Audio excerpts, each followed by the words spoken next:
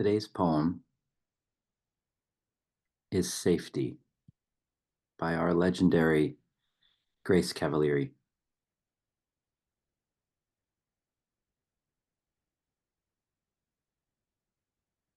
Safety. For Ken Flynn. When you were in 9th grade and I was in the 7th, you were a crossing guard keeping order at junior high school number 3. No one was disobedient when you wore that wide yellow strap across your chest. No one bruised another, caused trouble, or so much as threw a stone.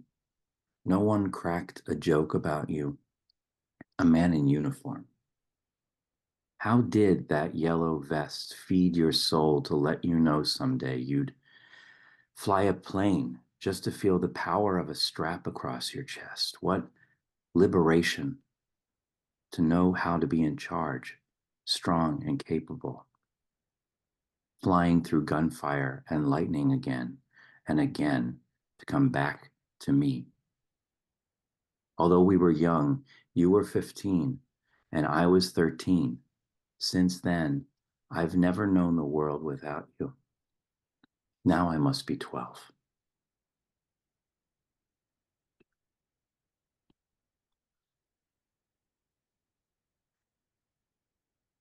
Taking a comfortable seat.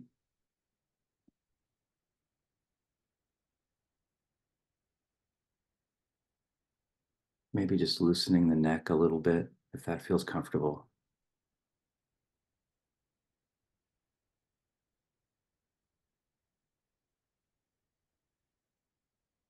Lengthening it, straightening the back a little bit, just by a millimeter, whatever's possible. And imagining a live oak or a beam of light that's running down from the gut up to the space between your eyebrows. And everything is hanging off of that.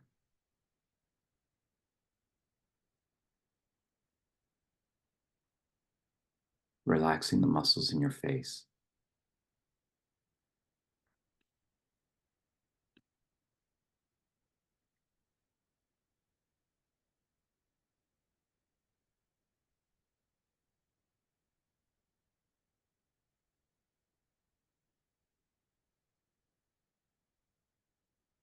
And then moving down into the neck. I rarely talk about it. I think it's one of my problem places. I skip right over it. But feeling the muscles of the neck softening.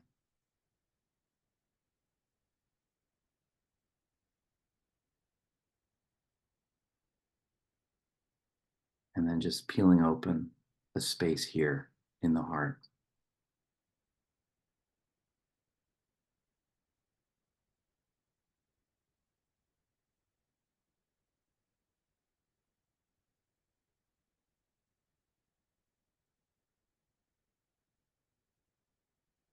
If you can bear to feel it exposed for just a few seconds, you've done the work today.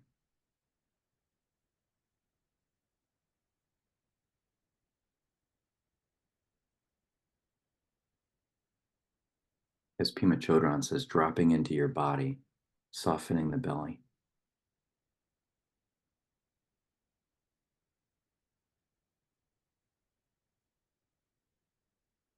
Feeling that you're here.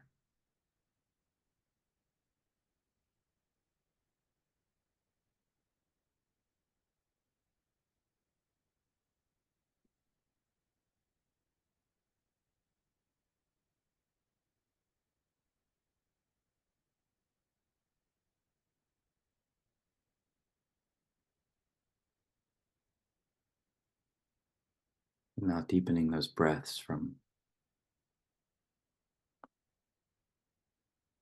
fairly shallow 3-count breaths or 4-count breaths to something deeper.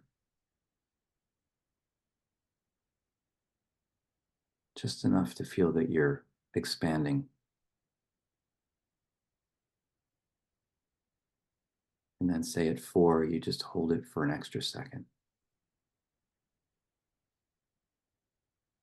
And then release to 5.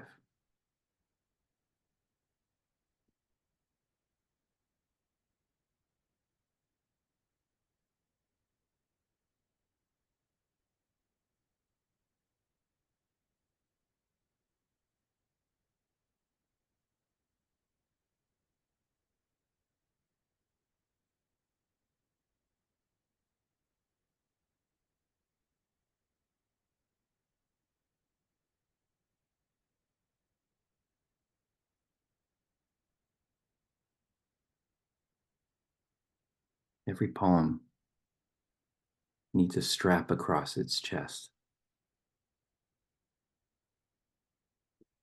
as a means of its own liberation.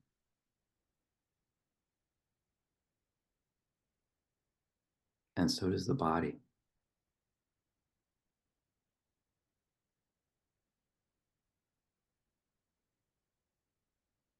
It's holding us down.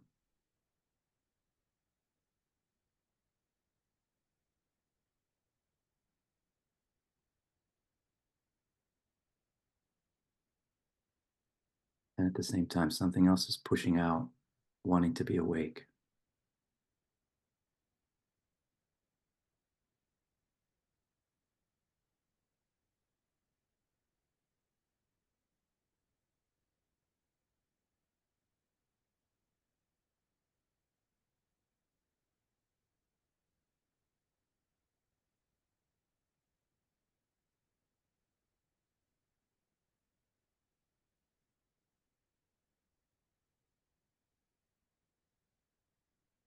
You find your thoughts racing, as I always say, congratulations.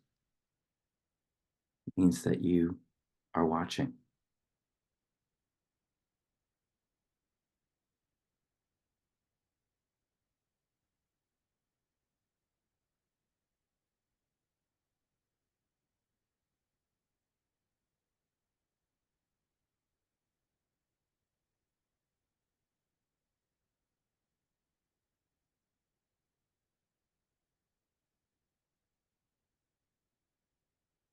Thoughts like birds just scattering through the branches of those trees.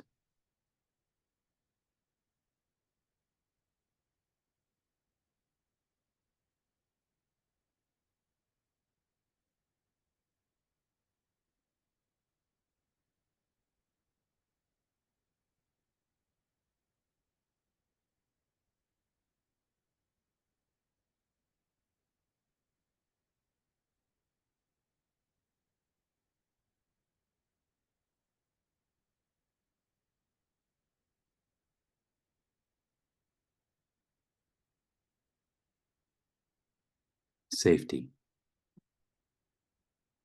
by Grace Cavalieri for Ken Flynn. When you were in 9th grade and I was in the 7th, you were a crossing guard, keeping order at junior high school, number 3. No one was disobedient when you wore that wide yellow strap across your chest. No one bruised another, caused trouble, or so much as threw a stone. No one cracked a joke about you, a man in uniform. How did that yellow vest feed your soul to let you know someday you'd fly a plane just to feel the power of a strap across your chest? What liberation to know how to be in charge, strong and capable, flying through gunfire and lightning again and again to come back to me. Although we were young, you were 15 and I was 13. Since then, I've never known the world without you. Now I must be 12. There's a little snap at the end of this poem. Now I must be 12. There's a little, it's like the click of a seatbelt. It's a cinch that holds the whole poem together. And it's the line that makes me understand that this is an elegy, because Grace is taking us back to the moment before the speaker meets this powerful force in her life, the year before. She connects with that body among all the bodies that has not yet met him. And what is an elegy? When we think about elegies, we often think of poems that memorialize the subject, that fix them, that create around them a story that is then unchangeable. But actually, the best elegies do what this poem does, which is to tell the subject a little bit of what they already know, which is what happens for about half of the poem, and then to advance the conversation. Otherwise, why write the poem? But to advance the conversation and add a little bit more, which is now the world without you. And so it's the perfect poem for our discussion of impermanence. It has all the features.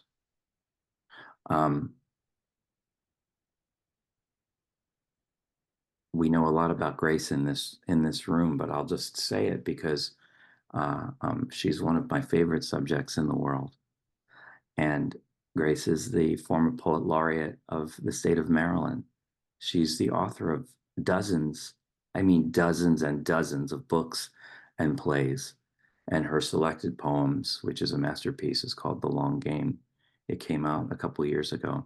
She's also the host of the renowned podcast, The Poet and the Poem, and recordings of which are now contained in an archive on the moon. No kidding. So Grace has been a figure in the world of poetry that is like the saint of mudita. Grace is always offering to the others her enthusiasm, and always offering to the others her congratulations and encouragement. And we might sometimes forget that this is a master poet, and this poem really does it for me. It's like the strap itself, you see, with these long lines. It's not like Whitman, and it's not like Langston Hughes, in a sense, because there was repetition in those poems that kept returning and returning. But this poem is like one long arc outward, and it wraps up the subject matter and cinches it closed in that little move at the end, that little twist. Now I must be 12. And I read this poem, of course, it's about how to find safety when the point of safeness is gone. That's, of course, the first reading of the poem. Where do we find our safe place when that figure or that animal or that place or that home that we always counted on is now ripped from under us? So that's the first reading, but like all good poems, all poems are two stories, Like all good poems, there's another reading, which is exploring and finding our safety in grief itself. So what I loved when I first, encountered this poem is the use of the strap. First, it's the strap of the safety at school and the authority it affords that person. And then it's the strap of the seatbelt on a plane flying through lightning and enemy fire in a war, holding them down in the seat. So the strap becomes something that doesn't protect us necessarily, but holds us in place in moments of danger. I feel that way about grief, even though grief gets a bad rap. We say, oh, grief is not a place to land, but a passing through.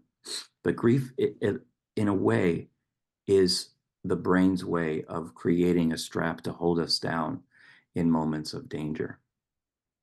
However it works for you, however physiologically it appears for you. For me, when I have those moments of flashes of sadness and trauma, when they come up again, there's always this opportunity to let them go, to release them, rather than pushing them back down. It's like they're coming up again to say, okay, are you ready now? And slowly but surely, they do kind of fly away like birds, like thoughts and emotions. So grief has a protective element to it, and grief has an element that holds us in place so that we can actually look at the thing we need to deal with and not push it down so far that it's everywhere. The other two safety belts here, of course, are the man himself for the speaker, that the Ken Flynn character in this poem is a safety net or a safety belt that, now removed, has left the speaker in a precarious position. And the poem too, the poem itself, like I said earlier, is a kind of safety net. The form of the poem, which is holding down this world of sadness, and it's containing it in so many lines and with a certain line length and with certain line breaks that kind of end sometimes in the middle of thoughts. So they're looping, even though there's no repetition that's grounding the poem. There's a feeling of being wrapped in the poem around and around because of those line breaks. And then we're brought back to this point where we're 12 again. And so the last little reading I have of the poem is a very hopeful one. Even though it's an elegy and it laments like a psalm, it also praises and it opens a door. It offers me, as the 12-year-old in that place, that I persona place, the feeling of possibility and beginningness, the beginner's mind that we come back to at the end of this poem. It's really there. The adventure of life is still before that 12-year-old, no matter what age they are now. I feel it so strongly in that little move at the end, which clicks the whole poem together. It wasn't safety we were after in the long run. It was that feeling of vulnerability. That's what I walk away with. And Chödron. I'm going to just turn the page here so you can see what I'm reading. We all come into the world with co-emergent unawareness, which is a basic misunderstanding called confusion about how things are. We believe we have some kind of stable identity, something that makes me, some safety belt, something separate from the rest. Based on this misunderstanding, we find ourselves constantly getting hooked by the myriad pleasures and pains the world has to offer. Our mind gets completely wrapped up in kleshas, or the poisons, and all the trouble that goes along with them. The teachings say that this painful process will continue until we wake up from our unawareness completely, until we see ourselves and all phenomena as they really are, fleeting, insubstantial, and wide open with possibility. This is like the permanence is the door to liberation. And I find it lovely that Grace used that very word in her poem. So let's go back into it.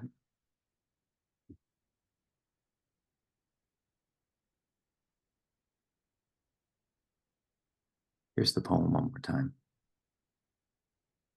When you were in 9th grade and I was in the 7th, you were a crossing guard, keeping order at junior high school number 3. No one was disobedient when you wore that wide yellow strap across your chest. No one bruised another, caused trouble, or so much as threw a stone. No one cracked a joke about you, a man in uniform. How did that yellow vest feed your soul to let you know someday you'd fly a plane just to feel the power of a strap across your chest? What liberation to know how to be in charge, strong and capable, flying through gunfire and lightning again and again to come back to me. Although we were young, you were 15 and I was 13. Since then, I've never known the world without you. Now I must be 12. Go back into the comfortable seat. I have a little question.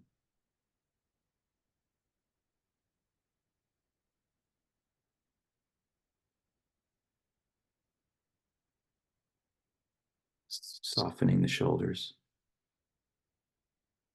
lengthening the neck,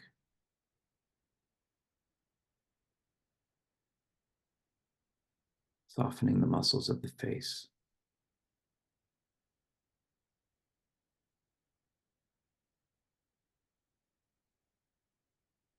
And feeling that light just sparkle between the gut and between your eyebrows.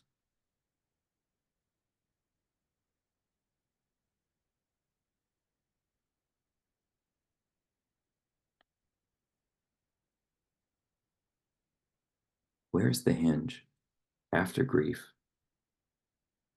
when we find ourselves willing to be vulnerable again?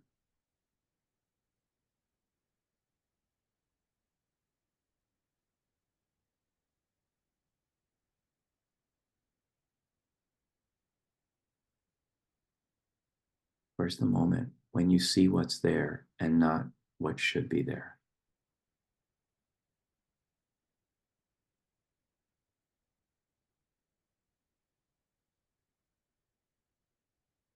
I know so many people in this room, and so I know our stories of sickness, hard childhoods, bad relationships, just plain old embarrassments that are hard to get over, a loss of a job or a loss of stature, economic difficulties.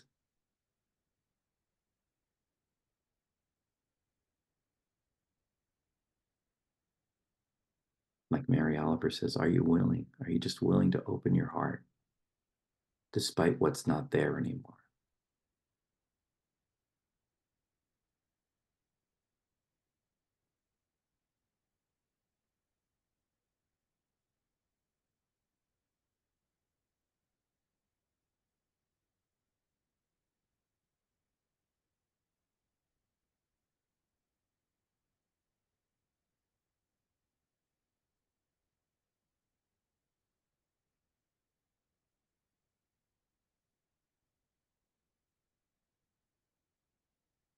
What I find is that when I say yes to that, and it's hard for me to do it, because I do grind my teeth over these things, I say yes so wholeheartedly. It's like I'm flung back into the world. It's like that engine of my grief has flung me back.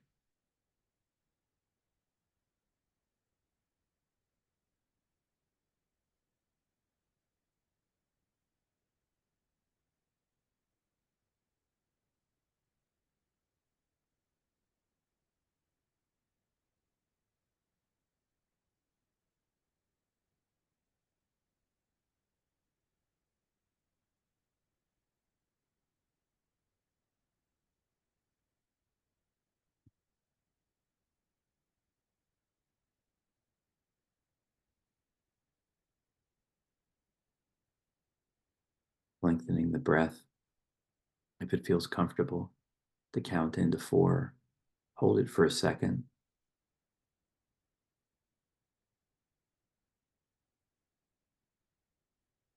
and then exhale to 5.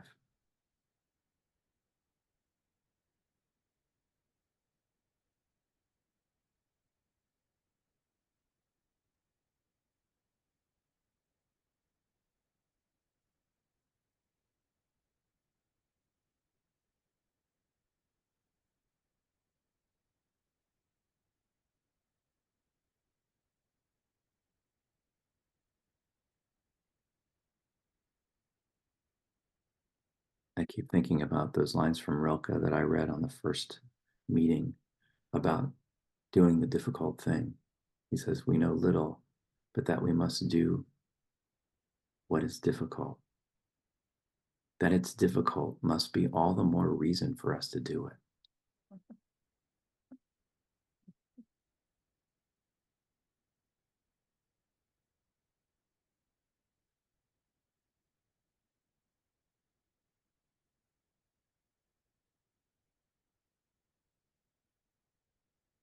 I think about the difficulty as the strap that's holding us down, but also pushing us towards our liberation.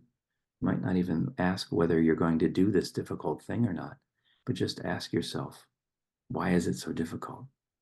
Why is it so difficult to open up after grief?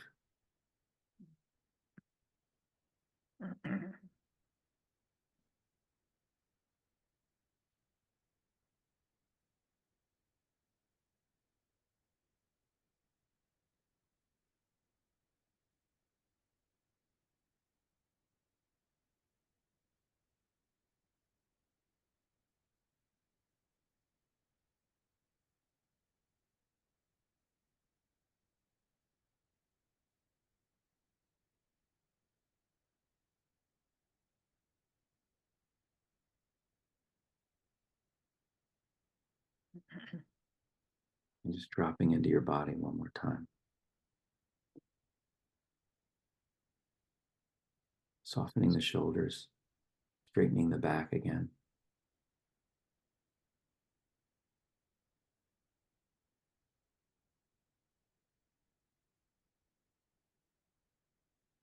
Lengthening the neck a little bit.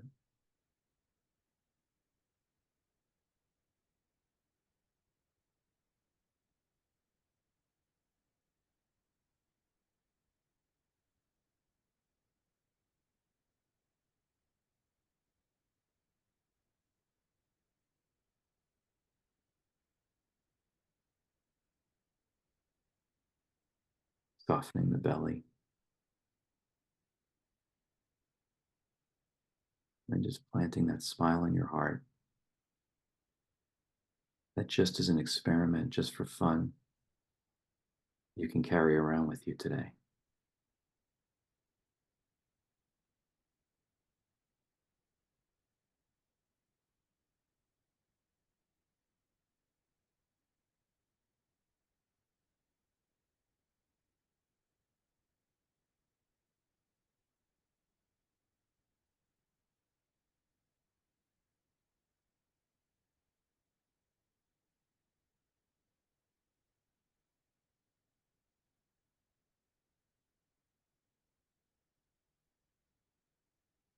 Safety by Grace Cavalieri for Ken Flynn.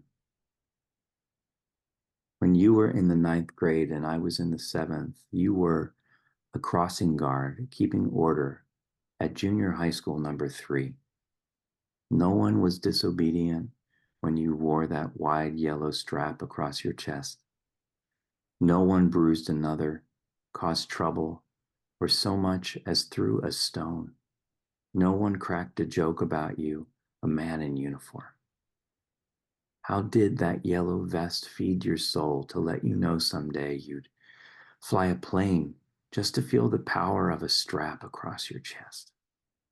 What liberation to know how to be in charge, strong and capable, flying through gunfire and lightning again and again to come back to me.